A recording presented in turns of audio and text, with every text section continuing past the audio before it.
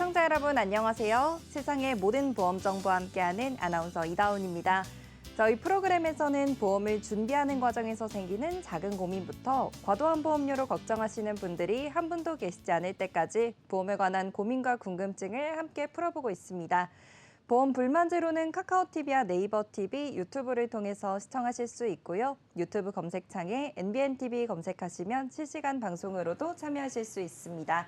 아울러 본 방송은 정보 제공을 위한 방송입니다. 보험 서비스 및 상품 판매와 중개에는 관여하지 않습니다. 그럼 오늘의 보험 불만제로 시작해 보도록 할 텐데요. 오늘은 네 분의 전문가 나와 계십니다. 전문가님 안녕하세요. 안녕하세요. 네, 보험은 보험다워야 된다. 20년 차 보험 전문가 전중표입니다. 안녕하세요. 안보험에 대한 궁금증 낱낱이 파헤쳐드립니다. 보험 전문가 백이범입니다. 뇌와 심장질환 누구보다 쉽게 파헤쳐드리겠습니다. 보험 전문가 이선미입니다. 자, 옛날에 이런 말이 있습니다. 인생의 불행은 비교에서부터 온다. 이런 말이 있는데 저는 보험의 완성은 또 반대로 비교에서부터 시작이 된다고 생각을 합니다. 보험 비교 전문가 명동희 전문가입니다. 네, 오늘의 보험 불만제로 함께해 주실 네 분의 전문가님들과 인사 나눠봤습니다. 이제 본격적으로 오늘의 칭찬보험들 확인해 보도록 할 텐데요. 오늘 첫 번째로 칭찬받을 보험은 어떤 보험인지 화면으로 먼저 확인해 보시죠.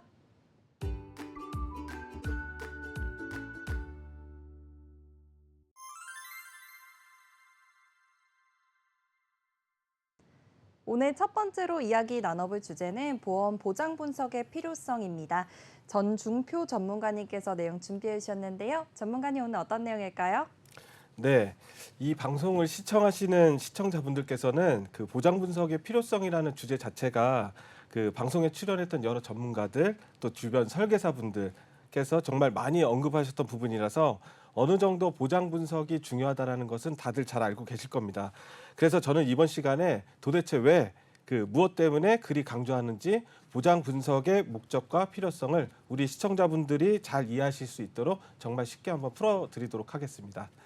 네, 맞습니다. 전문가님 말씀처럼 이 보장 분석을 해야 한다라는 얘기는 방송에서도 참 많이 나오고 있고요. 또 다른 미디어에서도 많이 나오고 있는데 그런데 정확하게 왜 필요한지에 대해서 잘 모르시는 분들이 많은 것 같습니다.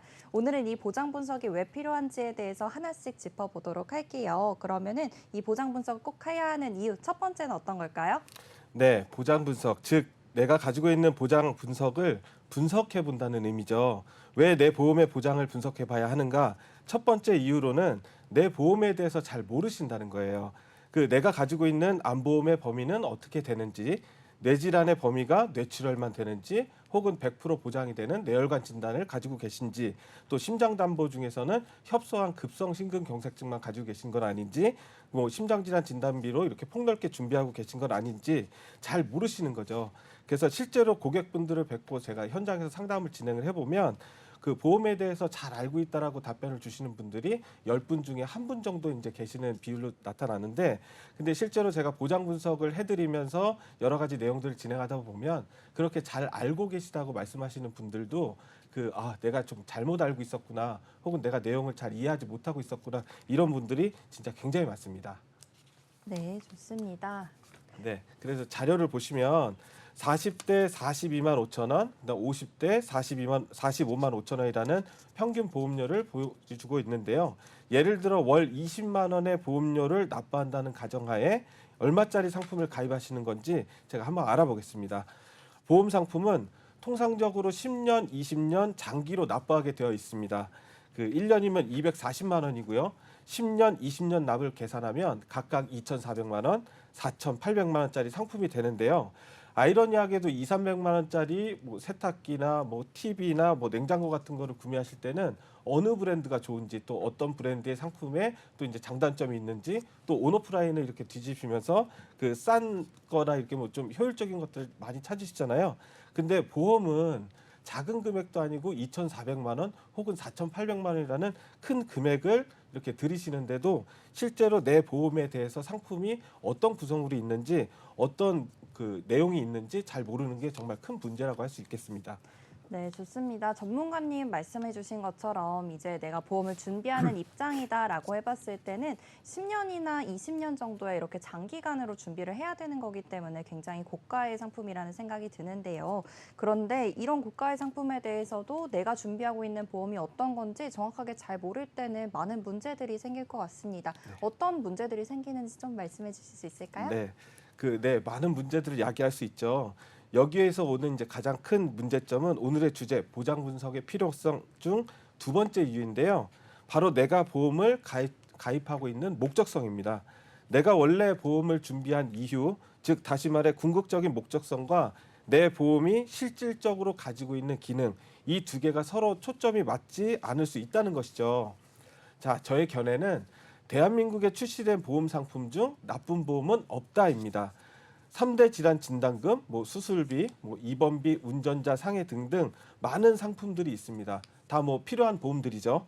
허나 시청자분들 개개인이 보험을 준비하는 이유, 목적성은 다 다르다는 것인데요.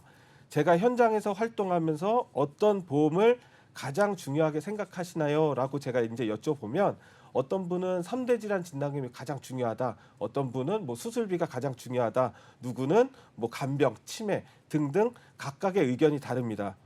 여기서 제가 단적인 예를 한번 들어보겠습니다. 한 분께서 유방암의 가족력이 있으셔서 걱정이 많이 되던 바 마침 이제 TV를 틀었더니 TV 홈쇼핑에서 저렴한 금액에 암 진단 1억을 보장해주는 상품이 있어서 덜컥 이렇게 가입을 하시게 되셨습니다. 근데 실제로 이분의 보험 가입 목적은 이제 유방암 진단을 받았을 때 만족할 수 있는 보험료를 이제 수령하고자 해서 이제 보험을 준비하셨던 건데 어느 날 건강 검진을 받으셨는데 조직 검사를 해봤더니 안타깝게도 유방암 상기 진단을 받으셨어요. 그래서 이제 이 고객분께서는 당연히 진단비 1억이 나올 줄 알고 있으셨고 가입할 당시에 유방암 진단이나 이런 것도 이제 잘 돼 있다라고 이제 알고 계셨는데 실제로는 유방암 진단을 이제 가지고 청구를 해 보셨더니 소외감으로 분류돼서 200만 원밖에 나오지 않으셨던 거예요. 가입할 당시에는 다 된다고 혹은 1억이라고 이제 알고 계셨던 부분이셨는데 보장 범위가 협소한 형태의 보험이 가입돼 있던 거는 모르셨던 거죠. 그래서 결국 이분은 암 수술하시고 또 이제 유방 재건술하시고 여러 가지 치료를 하시면서 비용 지출을 많이 하셨는데 이제 보험금으로는 치료비가 충당할 수는 없어서 막대한 경제적인 손실을 좀 겪으셔야 되는 좀 상황이 오셨었습니다. 제가 또 다른 또 이제 사례를 들어보자면 어느 고객분께서 이제 운전을 이제 면허를 취득을 하셔서 이제 10년 전에 운전자 보험을 가입을 하셨던 거예요. 근데 어느 날 안타깝게도 야근을 하시고 굉장히 피곤한 상태에서 운전을 하고 가시다가 정지 신호를 이제 미처 발견하지 못하고 이렇게 횡단보도를 건너는 횡단보도를 건너는 이제 시민을 이렇게 차로 치여서 사망하는 사건이 이제 벌어지게 됐었습니다. 운전자 보험을 내가 이제 갖고 있다는 건 알고 있으셨기 때문에 이제 교통사고 처리 지원금이라든가 변호사 비용 이런 것들로 어느 정도 청당할 수 있겠구나 이렇게 이제 생각을 하셨어요. 근데 막상 이제 보험금 청구를 해봤더니 너무 오래전에 이제 가입을 하셨던지라 교통사고 처리 지원금 같은 경우에는 3천만 원 정도의 보장밖에 되질 않으셨고 이제 변호사 선임 비용은 500만 원밖에 되질 않으셨죠. 당연히 이제 합의하고 이제 사고 처리하는 과정에서 추가적인 이제 비용이 많이 발생을 해서 경제적인 고통과 심적인 고통 동시에 받을 수밖에 없었습니다. 진즉의 보장 분석을 받고 최신 트렌드에 맞는 운전자 보험을 구성하고 계셨더라고 하면은 이렇게 위급한 상황이 발생했을 때 좀 많이 받으셨을 수도 있는데 참 안타까운 좀 상황이 아니라고 할 수 있겠습니다. 네, 좋습니다. 이렇게 말씀 주신 것처럼 내가 가진 이 보험이 과연 어떤 보험인지 정확하게 모르기 때문에 이 목적성을 명확히 가져가지 못하는 경우가 생기는 것 같은데요. 이런 경우를 예방하기 위해서는 보장 분석을 해봐야 할 것 같습니다. 그런데 이 두 가지 이유 말고도 또 다른 이유가 있다고 하더라고요. 세 번째 이유에는 어떤 게 있을까요? 네, 세 번째로는 숨은 보험금입니다. 시청자분들께서 가장 민감하게 반응할 수 있고 또 안타까운 부분이 될 수도 있는 부분인데 보험 가입의 목적 자체가 유병 상황이 발생을 한다라고 하면 경제적인 도움을 받고자 이제 미리 준비하시는 건데요. 내가 가입한 보험을 잘 몰라서 청구하지 못한 상황으로 또 이제 도움을 많이 받지 못하셔서 좀 힘든 상황이 많이 발생을 하고 있습니다. 그 자료에 보시는 바와 같이 21년 8월 기준 그 금융위에서 발표한 자료에 따르면 숨은 보험금 규모가 12조 원을 훌쩍 상회할 정도로 어마어마한 규모를 가지고 있습니다.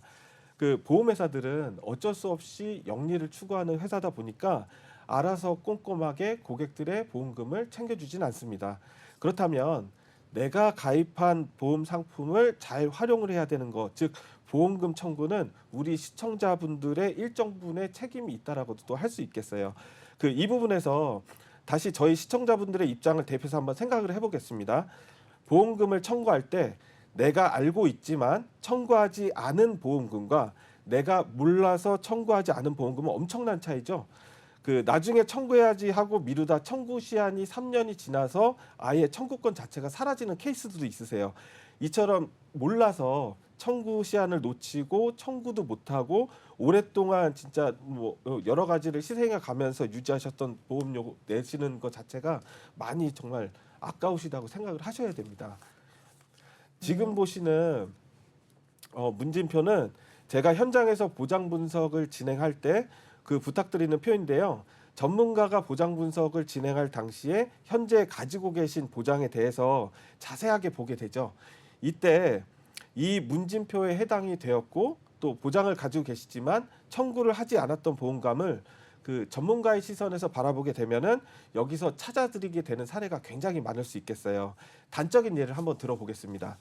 그 치아가 깨져서 임플란트를 하신 적이 있나요? 라는 이제 문항이 있는데 대부분 가지고 계신 치아보험만 해당되시는 줄 알고 그 청구를 치아보험만 청구하시고 끝내시는 경우가 많죠.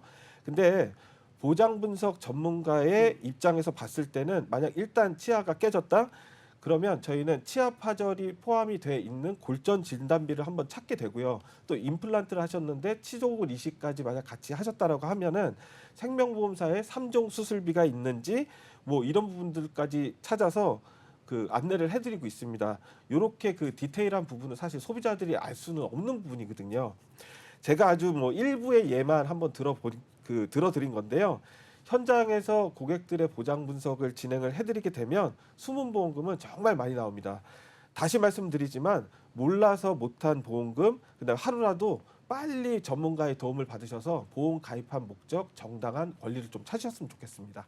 네, 좋습니다. 전문가님께서 말씀해 주신 것처럼 이 보험을 준비하는 궁극적인 목적은 어떠한 사건이 있었을 때 이 보험금을 수령하기 위함일 텐데요. 그런데 내가 지금 준비하고 있는 보험이 어떤 보험인지 몰라서 그리고 혹시나 어떠한 일이 벌어졌을 때 이 보험금을 어떻게 수령하는지를 몰라서 이제 준비를 못하는 경우가 있는 것 같습니다. 이럴 때 숨은 보험금을 찾아서 지급받으실 수도 있겠고요. 그리고 현재 가지고 있는 보장도 같이 확인해 볼 수 있는 이 보장 분석에 대해서 여러분들께서 알고 계시고 또 이제 실행을 해보시면 많은 도움이 되실 것 같습니다. 그럼 보장 분석이 필요한 이유, 또 다른 이유에는 어떤 게 있을까요?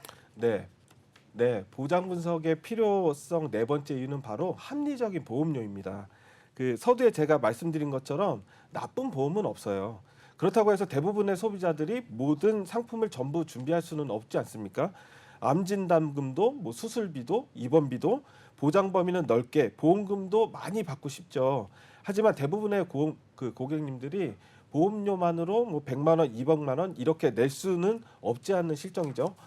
그 아파트 관리비라든가 뭐 관리비라든가 뭐 아이들 뭐 학비 뭐 이런 부분들을 포함해서 보험료도 월 가계비의 큰 부분을 차지하고 있기 때문에 매월 낼 수 있는 보험료 규모도 적정하게 좀 이렇게 설정을 하고 좀 한정적이기 마련이라고 볼 수 있겠습니다.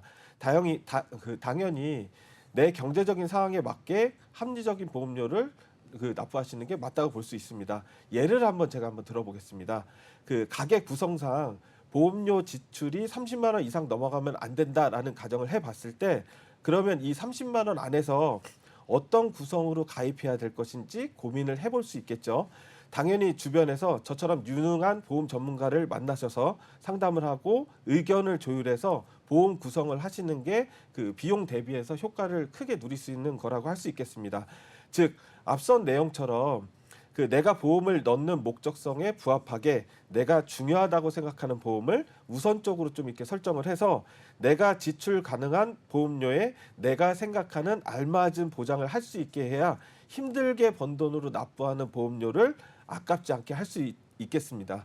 또한 가입 이후에 그 반대되는 상황인데요. 가입 이후에 금전적 여력이 조금 여유로워진다면 경제적 상황에 따라 원하는 보장의 보험을 추가로 가입해야 할지 말지, 혹은 어떤 보험을 좀 더 좀 잘 준비할지 보험 전문가와 상의 후 합리적인 보장을 늘려가시면 되겠습니다.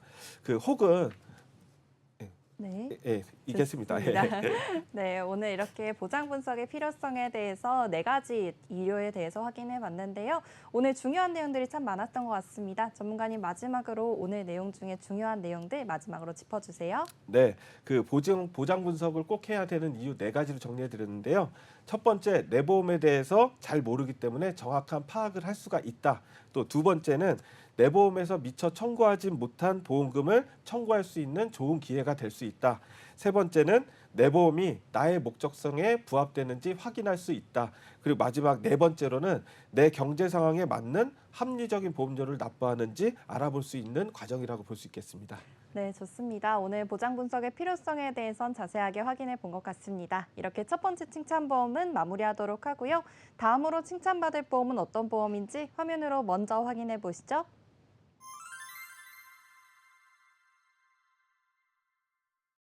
오늘 두 번째로 칭찬받을 보험은 암보험입니다. 암보험에 대해서는 백이범 전문가님께서 내용 준비해 주셨는데요. 전문가님, 오늘 어떤 내용일까요? 네, 오늘 소개해드릴 내용은 암보험입니다. 워낙 요즘 흔히들 접하는 내용이기도 하고요. 제가 보험 설계사로 활동하면서 관련된 청구도 많이 해본 질병인데요. 암은 몇 번을 강조해도 부족하지 않은 질병이면 틀림없습니다.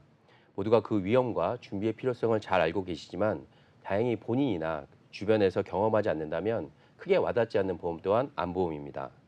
몇 가지 통계와 예시를 통해서 저와 함께 쉽고 빠르게 암보험 왜 준비하셔야 하는지, 어떻게 준비해 나가야 할지 알아보도록 하겠습니다. 네. 우선 많이들 아시겠지만 암이 무엇인지 한번 짚고 넘어가 보겠습니다. 우리 몸의 세포는 자체적으로 분열하고 성장하고 스스로 사멸을 하면서 그 수를 조절합니다. 그런데 우리 몸에서 여러 원인에 의해 이 세포의 조절 기능이 문제가 생기면 사멸해야 할 비정상 세포들이 과다 증식하면서 주위 조직이나 장기에 침투해서 종괴, 즉 덩어리를 만들고 기존의 구조를 파괴하거나 변형시킵니다. 우리는 이것을 암이라고 부릅니다. 네, 좋습니다. 이렇게 암이라는 단어에 대해서는 참 많이 들어본 것 같은데요. 정확히 암이 어떤 질병인지에 대해서는 또 한번 짚어볼 수 있는 기회였던 것 같습니다. 그러면 이 암이라는 건 우리에게 얼마나 또 어떤 식으로 위험한지도 알아봐야겠는데요. 얼마나 위험할까요? 예, 2022년 통계청 자료를 살펴보면 암, 즉 악성 신생물로 인한 사망률은 10만 명당 162.7명으로 가장 높은데요. 이는 이어 두 번째 사망 원인인 심장질환의 2배가 넘는 수치입니다. 과거와 비교를 해보면 1999년 대비 2021년 암 발생자 수치가 2.7배가 증가하였고, 최근 암 정보센터의 통계 자료에 따르면 기대 수명까지 생존할 경우에 암 발생 확률은 남성은 39.1%로 약 5명 중에 2명이고요. 여성은 36%로 약 3명 중 1명입니다. 네, 맞습니다. 이렇게 암이 사망률 원인 중에 가장 높은 순위에 있다. 그리고 3명 중에 1명에겐 발생한다. 이런 말들은 많이 들어봤는데 또 수치로서 보니까 더욱더 와닿는 것 같습니다. 네, 앞서 말씀드린 많이 걸리고 많이 사망하는 통계는 다양한 매체를 통해서 많이 접해 보셨을 텐데요. 제가 지금부터 말씀드릴 내용은 조금 생소하실지도 모르겠습니다. 네, 좋습니다. 어떤 내용에 대해서 말씀해 주실지 참 궁금한데요. 어떤 내용일까요? 예, 의학의 발전으로 새로운 항암제와 치료법들이 발명되면서 1993년과 2021년도에 암 생존율을 비교해 보면 42.9%에서 72.1%로 무려 29.2%포인트가 증가하였습니다. 이렇듯 눈부신 의학 발전과 암 정복을 위한 각계각층의 노력으로 암의 예방과 진단, 치료 분야에 상당한 진전을 이뤄낸 것이 사실입니다. 이러한 긍정적인 지표는 앞으로도 지속될 전망인데요. 하지만 안타깝게도 한국의 암 환자분들은 여전히 최선의 치료를 받는데 어려움을 겪고 있습니다. 네. 그 이유는 신약과 신치료법이 발명되면서 늘어나는 비급여 항목들 때문입니다. 초기 단계인 암의 진단과 수술, 방사선 치료에 대한 건강보험 급여율은 높은 반면에 4기 환자들을 위한 항암 신약에 대한 건강보험 급여율은 그의 절반에도 미치지 못합니다. 실제로 한국은 OECD 국가 중에서 항암 신약에 대한 보험 급여가 어려운 국가에 속합니다. 항암제 지출 비용이 가장 낮은 국가로 나타난 통계 또한 존재합니다. 물론 수년 전부터 계속해서 보험급여 정책이 변화하면서 항암 신약의 접근성이 향상되었지만 실제로 암 환자분들이 체감하는 간극이 좁혀지기에는 나아갈 길이 먼 실정입니다. 간단히 말씀드려서 암에 많이들 걸리시고 걸리면 병원을 가야 하는데 치료비가 부담스럽다는 겁니다.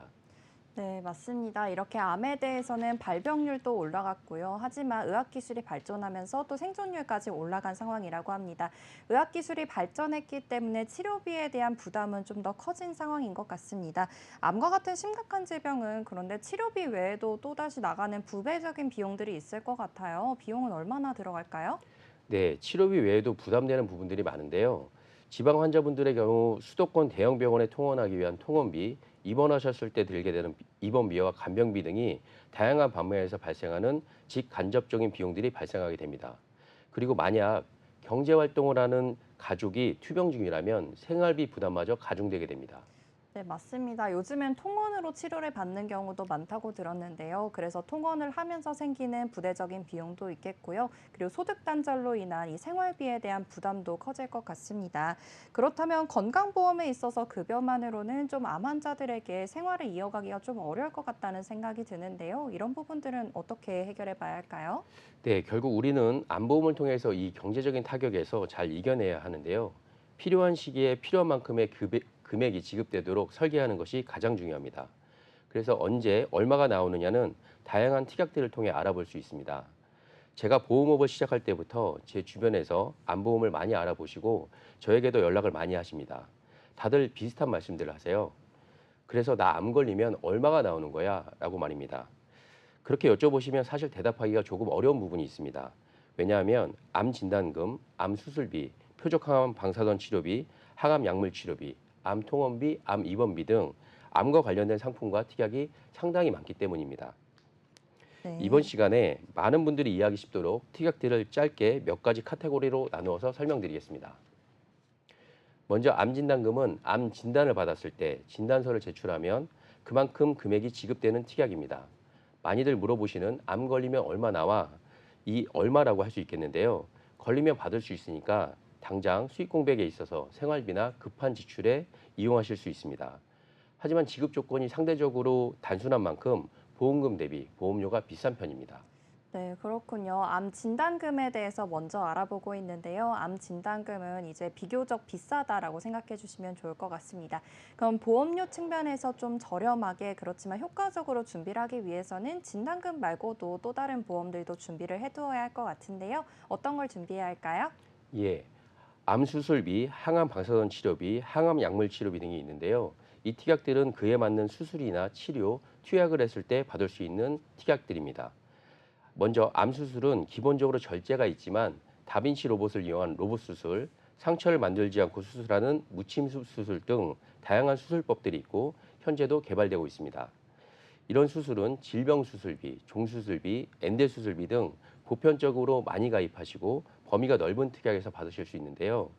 항암 방사선 치료비, 항암 약물 치료비 이런 부분들은 사실 고객님들께서 따로 특약을 가입하셔야지만 보험금을 받으실 수 있습니다. 암 연구가 계속됨에 따라서 항암 방사선 치료는 세기 조절, 양성자, 중입자 등으로 발전해 나가고 있고 항암제 또한 1세대부터 3세대까지 계속해서 발전해 나가고 있는데요. 아까 말씀드린 비급여 항목이 늘어나는 부분 중에서 가장 많이 차지하는 부분이 이 항암제입니다. 그만큼 암 치료 비용에 있어서 가장 큰 부담이 되는 항목입니다. 네, 맞습니다. 이렇게 암 수술 같은 경우에는 수술비에서 보장을 받을 수가 있는데 그런데 방사선 치료나 항암제는 수술이라는 범주에 속하지 않기 때문에 수술비로는 준비가 어려운 것 같습니다. 그렇다면 이런 특약들로 따로 준비를 해야 된다는 말씀을 주신 것 같은데요. 이런 방사선이나 항암제는 따로 알아보지 않으면 어떤 부분들이 있는지 알기가 참 쉽지 않을 것 같아요. 그래서 먼저 이 부분부터 짚어주시면 좋을 것 같습니다. 네, 그럼 항암제부터 설명을 드리겠습니다. 1세대 세포독성 화학항암제는 암세포를 직접 공격해서 사멸시키는 방식으로 작동합니다. 다양한 종류의 암에 효과적일 수 있지만 정상세포에도 영향을 줄 수 있기 때문에 탈모나 구내염, 구토 등을 유발할 수도 있습니다. 2세대 표적항암제는 암세포의 특정 물질을 표적으로 해서 암세포만을 선택적으로 공격합니다. 다시 말씀드려서 암만 골라서 공격한다는 겁니다. 2세대 표적 항암제는 물론 부작용이 상대적으로 적을 수 있지만 특정 유전자 변형이나 단백질 등이 확인된 환자에게만 사용할 수 있기 때문에 모든 환자가 적합한 후보자가 되지는 못합니다. 또한 내성에 대한 문제도 있습니다. 3세대 면역 항암제는 우리 몸의 면역 체계를 강화해서 암을 치료하는 약물입니다. 즉 암세포가 인체의 면역 체계를 회피하지 못하게 하거나 면역 세포가 암세포를 더 잘 공격할 수 있도록 만들어줍니다. 방사선도 3가지 정도가 있다고 보시면 되는데요. 첫 번째는 세기 조절의 방사선입니다. 방사선의 크기와 각도를 정밀하게 조사해서 정상 조직에 피해가 가지 않도록 하는 방법입니다. 가장 많이 사용되는 방법입니다. 두 번째는 양성자 치료인데요. 양성자를 빠르게 가속해서 인체에 투과시켜서 암 조직에 쪼는 브래드 피크라는 성질을 이용하는 방법인데 이 성질을 이용하면 정상 조직에 부작용이 거의 없기 때문에 암 환자의 치료에 매우 효과적입니다. 세 번째는 중입자 치료인데요. 전 세계에 몇 대 없지만 대한민국 연세의료원에도 있는 장비입니다. 양성자 치료에 사용되는 입자보다 12배 무거운 입자를 가속시켜서 암세포만을 파괴하는데요. 기존 방사선 치료에 비해 2~3배 높은 치료 효과를 보이기 때문에 난치암을 극복하기 위한 꿈의 암 치료기로 불리고 있습니다. 네, 이렇게 항암제와 방사선에 대해서 알아봤는데요. 각각 3세대까지 지금 의료기술이 발전했다는 점 확인해 볼 수가 있었습니다. 이렇게 의료기술이 발전하면서 생존율도 높아지고 완치율도 높아졌지만 그만큼 또 가격 부담이 심해졌다는 이야기인 것 같은데요. 오늘 이렇게 암보험에 대해서 자세하게 말씀 주셨는데 또 중요한 내용들에 대해서 마지막으로 짚어주세요. 예, 저는 설계할 때 말씀드린 치료 관련 특약에 대해서 집중을 하는 편입니다. 이런 치료비 부담을 덜기 위해 보험을 드시는 건데 그걸 암 진단금만으로 준비하시는 것보다는 이런 세세한 암 치료비 특약과 함께 준비하시게 되면 비교적 저렴하고 필요한 치료에 필요한 만큼 보험금을 받으실 수 있게 됩니다. 그래서 암보험에서 가장 어려운 부분이고 설계사님들의 성향과 역량에 따라 설계가 크게 달라지는 부분이기도 합니다. 그리고 다양한 특약들에 더해서 보험사마다 다르지만 일반암, 고해감, 소해감, 유사암, 원발암, 재발암, 2차암, 전이암 등 다양한 분류도 있기 때문에 같은 암보험이라도 지급 조건이 조금씩 다를 수 있다는 것도 주의하시는 것이 좋겠습니다. 정리하자면 첫째, 암은 제일 많이 걸립니다. 암 환자는 점점 더 늘어나고 있고요. 둘째, 사망률은 낮아졌지만 그만큼 신약과 신기술 치료에 드는 많은 비용이 환자들과 그 가족들에게 많은 부담이 되고 있습니다. 셋째, 그래서 암보험은 중요합니다만 절대 단순하지 않습니다. 전문가와 상담해 보시고 다양한 비교 분석을 통해 본인에게 맞는 상품을 가입하시는 것이 중요하겠습니다. 많이 찾아보시고 많이 가입하시지만 세세한 부분들은 사실 고객님들께서 이해하시기 조금 어려운 부분이 있습니다. 그럼에도 불구하고 이 짧은 시간이 시청자분들께서 암보험을 이해하는 데 조금이나마 도움이 되었으면 좋겠습니다. 감사합니다. 네, 이렇게 두 번째 칭찬보험인 암보험에 대해서 알아봤습니다. 여기서 마무리하도록 하고요. 다음으로 칭찬받을 보험은 어떤 보험인지 화면으로 먼저 확인해 보시죠.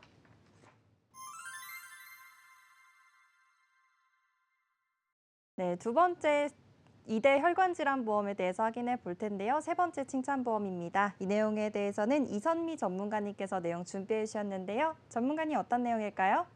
네, 오늘 제가 알려드릴 내용은 심장, 뇌혈관 질환인데요. 심뇌혈관 질환은 우리 시청자분들이 주변의 설계사나 보험 전문가들이 수도 없이 언급을 해왔고 홈쇼핑이나 각종 건강을 주제로 하는 프로그램에서 수도 없이 다루고 있어요. 그런데 왜 준비를 했냐면 심혈관, 뇌혈관 질환 보험 청구를 할 때 아직도 이 진단비가 꽤나 문제가 됩니다. 네, 그렇군요. 이 진단비에 대해서 문제가 된다고 말씀을 주셨는데요. 뇌나 심장 질환에 걸려서 청구를 했는데도 보험금을 수령하지 못하는 경우가 있다는 말씀이신가요? 네, 맞습니다. 암에 대해서는 중요하게 생각하시는 반면 뇌나 심장 쪽에 대해서는 어려워하시고 요즘 트렌드에 따라 어떻게 준비를 해야 하는지 모르는 분들이 아직도 정말 많으십니다. 네, 맞아요. 제가 보기에도 암보험에 대해서는 다들 고민도 많이 하시고 준비도 탄탄하게 하시는데 반면에 이 심장이나 뇌에 대해서는 잘 인지를 못하고 계신 것 같다는 생각이 들어요. 네, 그래서 오늘은 최대한 쉽게 시청자 입장에서 설명을 드리도록 하겠습니다. 뇌와 심장은 대표적인 혈관 질환인데요. 최근 5년간 심뇌혈관 환자는 꾸준히 증가하고 있습니다. 많이들 알고 계실 건데요. 우리나라 3대 질병이라고 해서 암은 암대로, 그다음에 혈관 질환은 혈관 질환대로 준비를 하시는데 혈관 질환인 뇌와 심장을 여러분이 잘 아시는 암과 비교해 보도록 하겠습니다. 암은 진단받고 바로 병원에 의식을 잃고 눕지 않죠. 시간을 가지고 치료를 받고 회복하는 동안 내 삶에 대한 정리와 여러 가지를 할 수 있는 시간적 여유가 있지만 혈관 질환은 어떻습니까? 뇌혈관이 확 터졌다, 심장 기능이 멈췄다 하면 골든타임 지켜야 하고 심폐소생술도 해야 하고 그 발병 당시 찰나의 순간을 놓치게 되면 돌연사하거나 그렇지 않더라도 병원에 급작스럽게 입원을 하게 되거든요. 즉 이 질환은 내 삶에 대해 정리할 틈을 주지 않습니다. 그리고 이 질병들은 오고 난 뒤에 남겨진 결과가 처참합니다. 요즘은 요양병원 입원 환자가 할아버지, 할머니, 치매 노인만 있는 게 아닙니다. 40대에서 60대 젊은 환자들로 적지 않아요. 즉 정신은 멀쩡한데 뇌졸중 후유증으로 한쪽 몸이 마비됐거나 앞을 잘 못 보고 언어장애를 겪는 경우가 많기 때문인데요. 가족들이 느끼는 간병에 대한 심리적 부담과 금전적 고통도 만만치 않습니다. 심혈관 질환의 후유증으로는 심장 근육의 손상 정도와 환자의 상태에 따라 심부전이나 부정맥, 심장 파열, 신남형 등의 합병증이 발생할 수도 있습니다. 그런 심각한 후유증 때문에 개인적인 고통과 사회적 경제적 비용이 약 20조 원으로 암보다 더 크다는 통계가 있습니다. 즉 오랜 시간 재활이나 치료비가 들고 경제활동을 못하게 되므로 소득이 단절되기 때문에 가계 경제를 위협하는 이 질환에 대해서도 꼼꼼하게 보장을 챙기셔야 됩니다. 또 다른 문제는 이 질환들은 의료 수가가 높아서 치료비가 꽤 비쌉니다. 그런데 수십 년 동안 수천만 원의 보험료를 꾸준히 내고도 막상 보험금을 못 받는다면 얼마나 화가 나겠습니까? 미리 보장 범위에 대해서 꼼꼼히 체크를 할 필요성이 있는 거죠. 이러한 이유들로 의사들이 최악의 질병을 혈관 질환으로 꼽고 있습니다. 그렇군요. 저도 뉴스나 아니면 요즘에는 SNS에도 이런 영상들이 많이 올라오긴 하는데 멀쩡해 보이던 사람이 길을 가다가 갑자기 쓰러지거나 아니면 지하철을 기다리다가 쓰러지는 경우들도 영상으로 많이 접하게 되잖아요. 그래서 이게 뇌혈관이나 아니면은 심혈관 질환에 있어서 굉장히 위험하다는 생각은 들긴 하는데요. 왜 이렇게까지 생명과 직접적으로 연결이 되어 있는 걸까요? 네, 지금부터 알기 쉽게 설명해 드리도록 하겠습니다. 집에 방충망이나 냉장고 위를 보시면 우리가 인지하지 못하는 사이에 긴 세월 동안 조금씩 먼지가 쌓여서 뿌옇게 되죠. 우리 혈관 속도 마찬가지입니다. 콜레스테롤, 소리 없는 살인자라고 하는데요. 이것이 혈관에 쌓여서 혈관이 좁아지거나 막히면 혈전, 즉 피떡이라고 하죠. 이 혈전이 혈관을 막게 되고 이를 흔히 죽상동맥경화증이라고 합니다. 사실 우리 몸의 혈관은 어디든 생길 수 있고 혈관이 좁아짐에 따라 다양한 질환으로 나타나는데 뇌혈관에 발생하면 뇌졸중, 심장의 관상동맥에 발생하면 심근경색증과 협심증, 팔다리 말초혈관에 발생하면 말초혈관 질환으로 나타납니다. 여기서 뇌졸중부터 말씀드릴게요. 우리나라 통계상 뇌졸중은 5분에 1명씩 발생을 하고 그로 인해 20분에 1명씩 사망을 한다고 합니다. 원래 우리 뇌의 무게는 체중의 단 2%밖에 안 되지만 뇌는 시각, 학습, 행동 총괄, 운동, 신체의 향상성 유지 등 많은 역할을 하는 만큼 심장에서 보내는 혈액의 20%나 사용을 하고 있습니다. 이렇게 뇌에 쓰이는 많은 양의 혈액이 혈액순환을 하는데 이 혈액순환에 이상이 생기면 뇌졸중이 발생합니다. 뇌혈관이 막히거나 터져서 다양한 신체 장애가 나타나는 질환, 바로 뇌졸중입니다. 뇌졸중은 크게 뇌경색과 뇌출혈로 구분하고 있습니다. 뇌경색으로 불리는 허혈성 뇌졸중은 뇌혈관이 막혀서 뇌에 풍부한 혈액 공급이 안 되는 걸 얘기하는데요. 뇌출혈은 뇌혈관이 터지면서 출혈로 인해 뇌 조직이 손상되는 질환입니다. 우리나라의 경우 뇌경색 환자가 뇌출혈 환자에 비해 더 많습니다. 그런데 건강검진 때 우연히 발견이 되는 뇌동맥류라는 질환이 있는데요. 도표에서 보시면 I67에서 I69 코드인데 머릿속에 시한폭탄이라고 합니다. 이는 뇌혈관이 풍선처럼 부풀어 오르거나 꽈리처럼 꼬인 상태로 머릿속에 시한폭탄이라고 하는데요. 이 질환은 뇌졸중 담보로는 보상을 받으실 수 없고 아쉽게도 뇌혈관 질환 보장이 준비되신 분만 보장을 받으실 수 있습니다. 그 다음으로 심장 질환에 대해 설명드리겠습니다. 먼저 사망 원인 통계를 보시면요. 단위 질환으로 인한 사망률은 심장 질환이 1위입니다. 전 세계 사망률도 단연코 심장 질환이 1위입니다. 그만큼 위협적인 질환인데 그중 심근경색이 뭐냐면요. 심장은 우리의 몸을 생명을 유지하는 펌프 같은 기관입니다. 심장은 하루에 10만 번 이상 펌프질을 하는데 이 심장에 영양과 산소를 공급하는 혈관을 관상동맥이라고 합니다. 왕관의 모양을 닮았다고 해서 붙여진 이름인데요. 이 관상동맥 안에 노폐물이 쌓이면 혈관이 좁아지고 혈액이 점점 통하지 않게 됩니다. 그리하여 그림에서처럼 혈관이 좁아지면 협심증, 심근경색의 발생을 하면 강력한 가슴 통증을 발견하게 됩니다. 20분 이상 통증이 지속되면 의심해 볼 수 있으니 관심을 가지고 지속적으로 관리를 하시는 게 중요합니다. 2021년 건강보험 심사평가원 자료에 따르면 2016년 대비 2020년 심장질환 환자 수가 29.6%까지 증가한 것을 볼 수 있고요. 심근경색증 환자가 29.6%나 증가했음에도 실제 수치는 전체 대비 12만 명 수준으로 다른 심장질환에 비해서 비율이 미미하고 협심증과 부정맥질환, 그 외 주요 심장질환이 많은 비중을 차지하고 있다고 볼 수 있습니다. 그런데 눈여겨보셔야 할 것은요.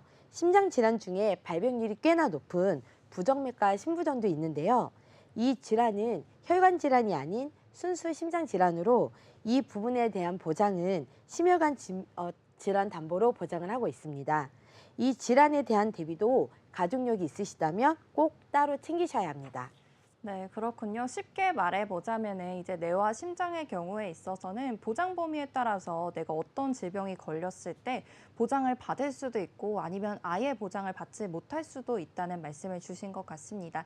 보장 범위가 굉장히 중요해 보이는 질병인 것 같은데요. 그럼 내가 지금 준비하고 있는 이 혈관 질환 보험에 대해서 어느 정도가 내 보장 범위인지 이걸 좀 쉽게 알 수 있는 방법이 따로 있는지 이 부분에 대해서도 말씀해 주실 수 있을까요?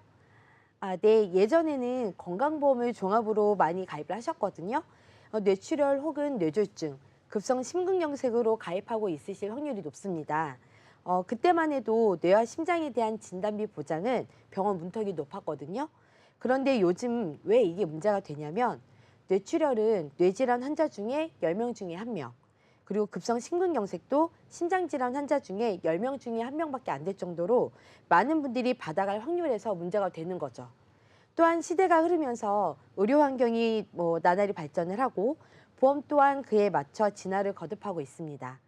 만약 다시 예전 보험을 보완을 하신다면 현재는 뇌와 심장 질환 중에 뇌동맥류나 협심증도 보장이 가능하기 때문에 나의 현재 상황과 가족에 맞춰 충분하게 대비가 가능합니다. 네, 예전에 건강보험을 종합건강보험으로 준비를 하고 계신 분들이라고 하면은 뇌와 심장에 있어서는 보장 범위가 협소할 수 있으니까 이 부분을 좀 보완해 보시면 좋겠다는 말씀 남겨주셨습니다. 그런데 심장이나 뇌 같은 경우에는 가족력이 많은 영향을 미친다고 하더라고요. 그래서 가족력이 없는 경우에도 꼭 준비를 해야 하는 건지 말씀해 주세요.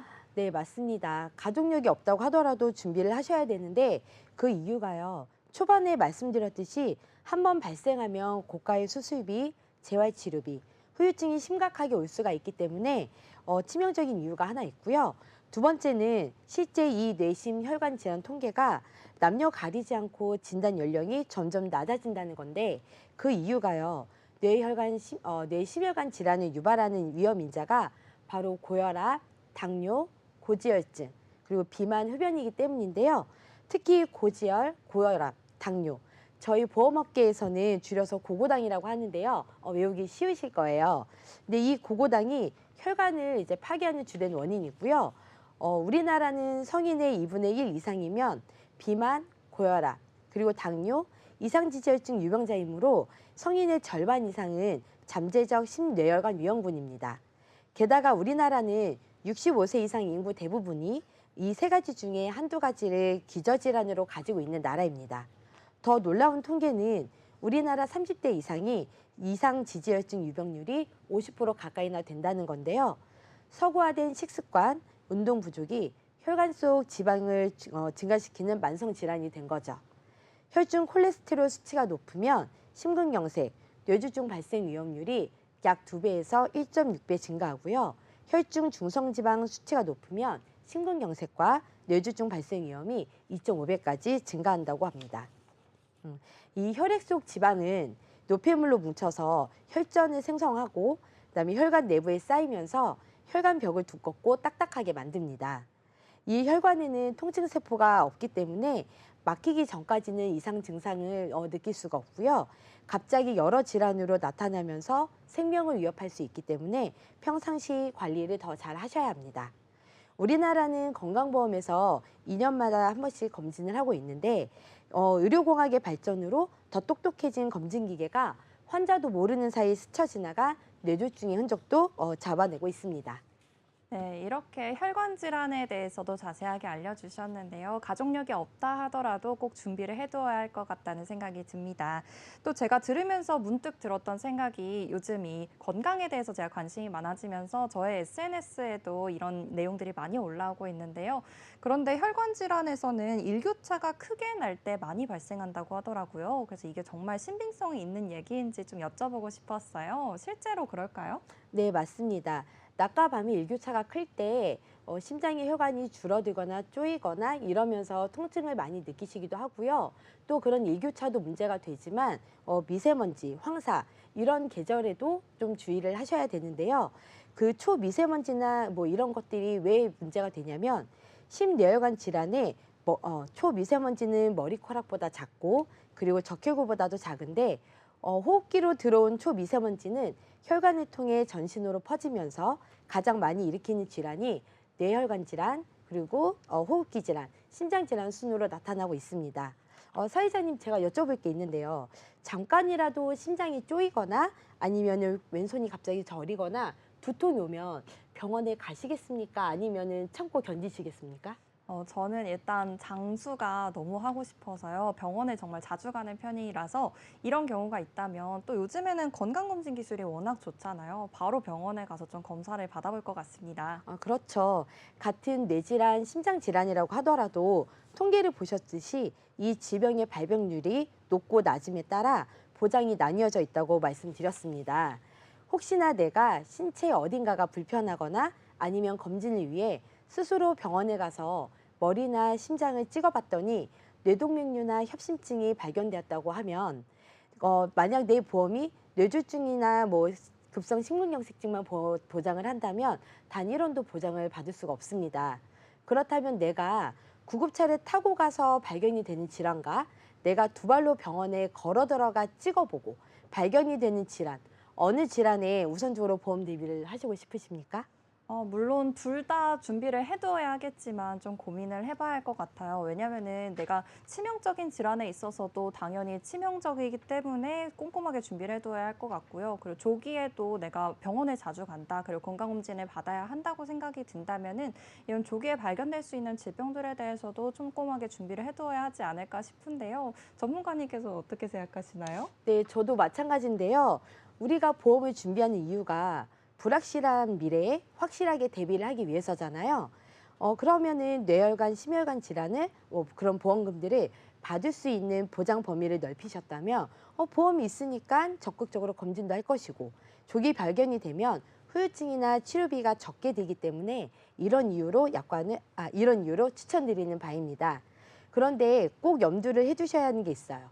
이름이 같다고 해서 회사마다 보장 내용이 같은 건 아니기 때문에 해당 상품의 약관을 꼭 확인해 보셔야 합니다. 그러면 여러분의 보장은 어떻게 되어 있는지 증권을 꺼내 보장 내용부터 확인해 보시기 바랍니다. 해당 회사 고객센터에 직접 전화하셔서 증권을 이메일이나 팩스로 요청하셔도 되고요. 사실 혈관 질환의 특성은 조기에 치료를 하더라도 재진단과 합병증이 발생하는 안 좋은 질병입니다. 왜 높은 확률로 재진단과 합병증이 늘어날까요? 건강검진 기술은 날로 좋아지고 있고요. 우리나라 평균 수명도 이제 전 세계에서 빠르게 늘어가고 있습니다. 그럼 과거와 달리 달라져야 하는 게 뭐죠?